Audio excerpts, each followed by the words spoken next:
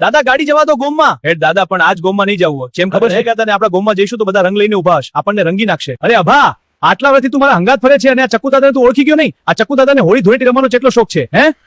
અરે દાદા મન બધી ખબર છે તમારી, પણ પેલા ગોમના માણસો તમારા ઉપર રંગ નાખી દે તો શું?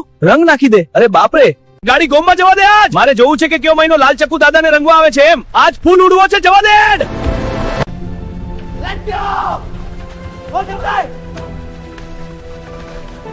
ભૂલ થઈ ગઈ દાદા, ભૂલ થઈ ગઈ, અમને નહોતી ખબર. ભૂલ તારવાની મના તારો મને.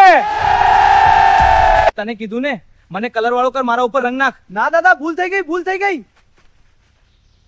ભૂલ થઈ ગઈ. અરે નાક કલર, તારામાં તાકાત નથી મને રંગવાની. જોયું અભા, આ ચક્કુ દાદાનો ખોફ છે. હવે આ લોકોને કલરની હોળી નથી રમાડવી. બહુ રમી લીધા કલર ગુલાલ, હવે તો લોહીની હોળી રમાડવી છે. લોહીની હોળી. ગાડી સીધ જવા દે પાટણ. જુનાગઢમાં હથિયાર લાવના ફટાફટ છે. કલર થી તો દુનિયા રમેલ્યા, પણ આ ચક્કુ દાદો હવે લોહીની હોળી રમાડશે.